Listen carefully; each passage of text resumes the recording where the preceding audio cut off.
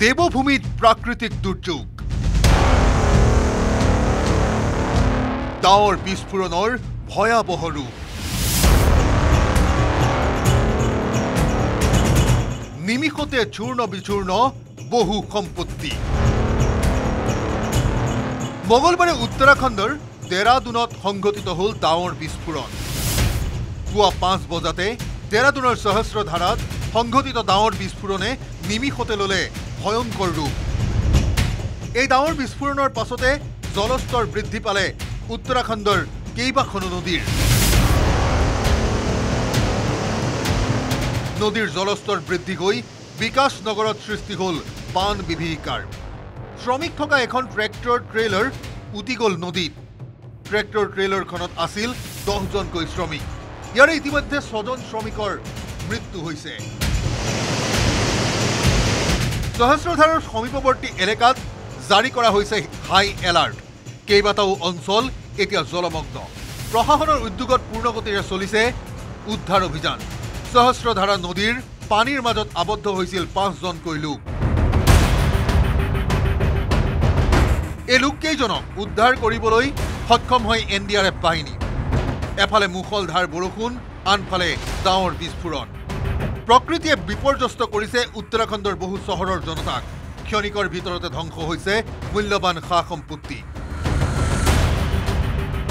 পাহাৰৰ পৰা পানী কুবাল গতিত বাগৰিছে নামনিলৈ এক প্ৰকাৰৰ বিভীষিকাময় পৰিস্থিতি দেৱভূমি উত্তৰাখণ্ডত পৰিস্থিতিৰ প্ৰতি লক্ষ্য ৰাখি জনতাক সতৰ্ক হৈ থকাৰ আহ্বান প্ৰশাসন তথা চৰকাৰৰ উত্তৰাখণ্ডৰ মুখ্যমন্ত্ৰী পুষ্কৰ সিং ধামীৰ পৰা পৰিস্থিতিৰ বুজ ললে প্ৰধানমন্ত্ৰী নৰেন্দ্ৰ মোদীয়ে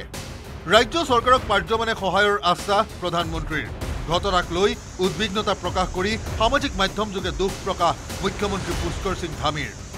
সকলোৰে সুৰক্ষাৰ বাবে ভগৱানক প্ৰাৰ্থনা মুখ্যমন্ত্ৰী পুষ্কৰ সিং ধামীৰ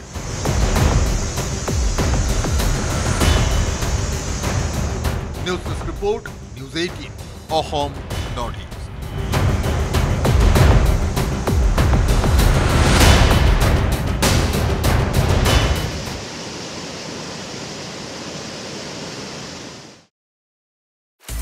আপুনি বিচৰা বাতৰি পাব কেৱল নিউজ 18 এপত নিউজ 18 এপ ডাউনলোড কৰিবলৈ স্ক্যান কৰক এই QR কোড গুগল প্লে ষ্টৰতো পাব এই নিউজ 18 এপ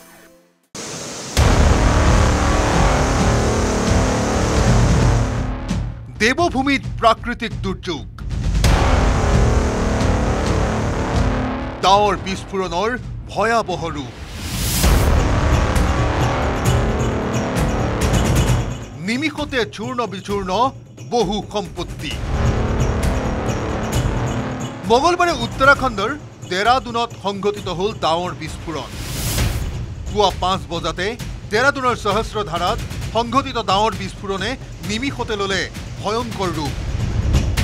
এই ডাৱৰ বিস্ফোৰণৰ পাছতে জলস্তৰ বৃদ্ধি পালে উত্তৰাখণ্ডৰ কেইবাখনো নদীৰ জলস্তৰ বৃদ্ধি হৈ বিকাশ নগৰত সৃষ্টি হল বান বিভীষিকাৰ শ্ৰমিক থকা এখন ট্ৰেক্টৰ ট্ৰেইলাৰ উটি গল নদীত ট্ৰেক্টৰ ট্ৰেইলাৰখনত আছিল 10 জনকৈ শ্ৰমিক ইয়াৰে ইতিমধ্যে 6 জন শ্ৰমিকৰ মৃত্যু হৈছে সহস্ৰধাৰৰ সমীপৱৰ্তী এলেকাত জাৰি কৰা হৈছে হাই এলাৰ্ট কেইবাটাও অঞ্চল এতিয়া জলমগ্ন প্ৰশাসনৰ উদ্যোগত পূৰ্ণগতিৰে চলিছে উদ্ধাৰ অভিযান সহস্ৰধাৰা নদীৰ পানীৰ মাজত আবদ্ধ হৈছিল 5 জনকৈ লোক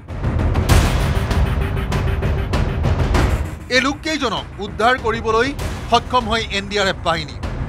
এফালে মুখলধাৰ বৰষুণ আনফালে ডাৱৰ বিস্ফোৰণ প্ৰকৃতিয়ে বিপৰ্যস্ত কৰিছে উত্তৰাখণ্ডৰ বহু চহৰৰ জনতাক ক্ষণিকৰ ভিতৰতে ধ্বংস হৈছে মূল্যৱান সা সম্পত্তি পাহাৰৰ পৰা পানী কুবাল গতিত বাগৰিছে নামনিলৈ এক প্ৰকাৰৰ বিভীষিকাময় পৰিস্থিতি দেৱভূমি উত্তৰাখণ্ডত পৰিস্থিতিৰ প্ৰতি লক্ষ্য ৰাখি জনতাক সতৰ্ক হৈ থকাৰ আহ্বান প্ৰশাসন তথা চৰকাৰৰ উত্তৰাখণ্ডৰ মুখ্যমন্ত্ৰী পুষ্কৰ সিং ধামীৰ পৰা পৰিস্থিতিৰ বুজ ললে প্ৰধানমন্ত্ৰী নৰেন্দ্ৰ মোদীয়ে ৰাজ্য চৰকাৰক পাৰ্যমানে সহায়ৰ আশ্বাস প্ৰধানমন্ত্ৰীৰ ঘটনাক লৈ উদ্বিগ্নতা প্ৰকাশ কৰি সামাজিক মাধ্যম যোগে দুখ প্ৰকাশ মুখ্যমন্ত্ৰী পুষ্কৰ সিং ধামীৰ সকলোৰে সুৰক্ষাৰ বাবে ভগৱানক প্ৰাৰ্থনা মুখ্যমন্ত্ৰী পুষ্কৰ সিং ধামীৰ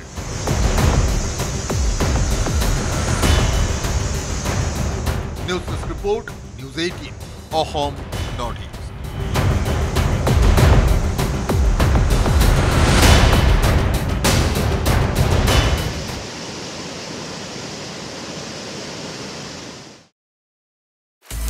আপুনি বিচৰা বাতৰি পাব কেৱল নিউজ 18 এপত। নিউজ 18 এপ ডাউনলোড কৰিবলৈ স্কেন কৰক এই QR কোড। গুগল প্লে ষ্টৰতো পাব এই নিউজ 18 এপ।